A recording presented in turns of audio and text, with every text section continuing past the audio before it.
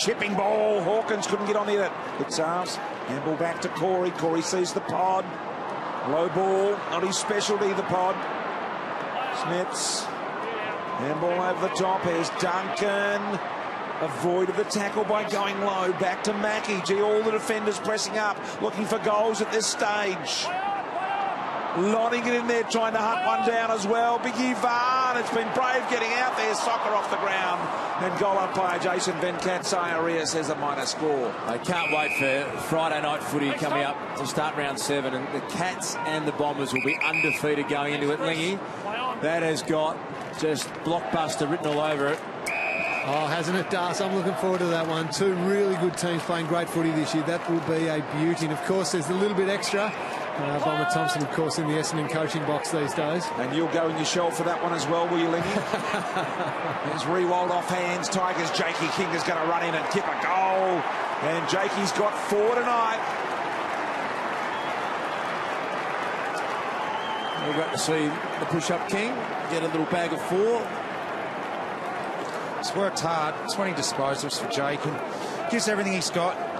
His career may have been at a crossroads, and Damien Hardwick's reinvented him as a forward. He loves how hard he is at the contest load, knows what he's going to get every week out of Jake King, and that's his career best. 4 goals. A great return for him personally.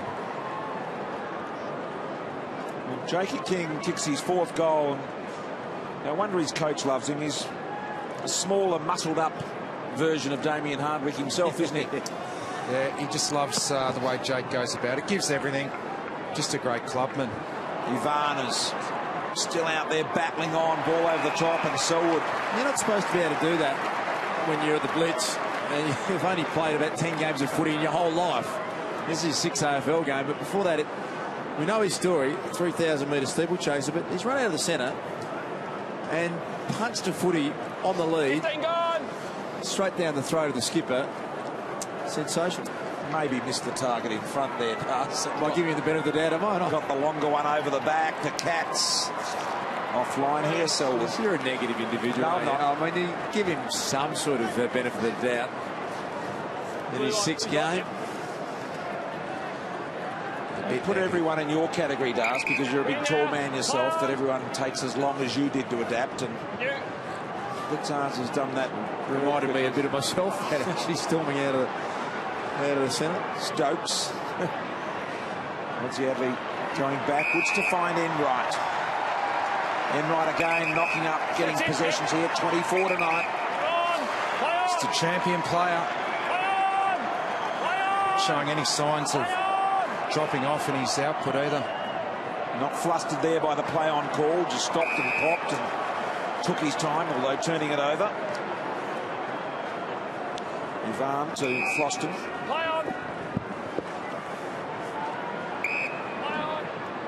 Brandon Ellis, who's going to be a long time 150, 200 game player for the Tigers.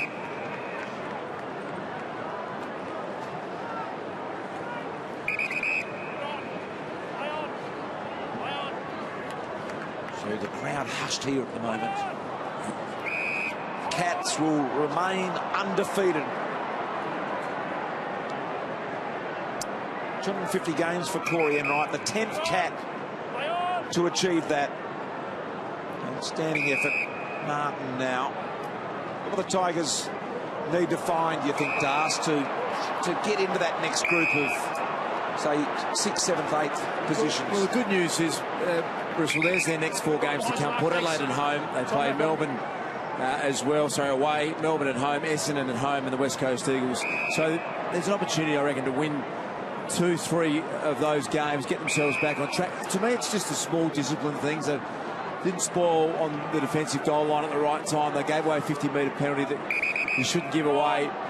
Just a couple of the discipline things, understanding that he goes for a barrel here, Chris Knights, and he's got a good piece of it, but it won't score a major. It's just doing I suppose, the basic things of the game right for 4 quarters, and if they can rectify a few of those mistakes, I reckon they're a 4-goal better side, 5-goal better side, and they're suddenly able to compete with the really good sides. You can't see the Cats lowering the standard of their game over the next few years, because the young kids they've got, and there are so many of them, are going to have, by the time the top players are ready to retire, they're going to have 40 or 50 games under their belt. Well, I'm staggered by what is happening down at Geelong again, and I have to put my hand up. I didn't see it coming. I thought, well, this run has to come to an end. I just couldn't see how your Paul Chapmans and your Stevie Johnsons and your Corey Enright, you go through the lot, Joel Corey.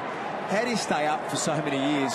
The only way you do it is the young players coming through, and these young players are going to be the next group of stars. It's remarkable. So which group of young players you're talking about? Smets? You go to Smets, Taylor Hunt's 46 games in, Mitch Duncan put in that bracket. Christensen may be the best of them all. He's played 42 games. Ball up here. Here's the Look at that. coach's box. That's the Geelong coach's box. They've had enough, seen enough. And they've packed up shop and gone home. That's not something you see every day, is it? And why not? They're making their way down and start their recovery. It's just another win for them. Get the feeling they all want to go down and congratulate Corey Enright, don't you, and Stevie J. Let's not forget him. Game 200 tonight. There's Kelly to Podsiadly.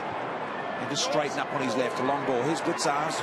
Over the back is Harry Taylor. He's gone forward very late in this game. He didn't when the heat was on.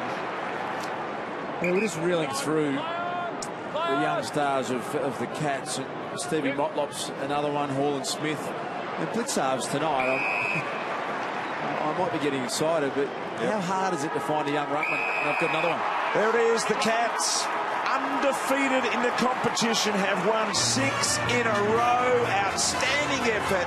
Tonight beating Richmond by 44.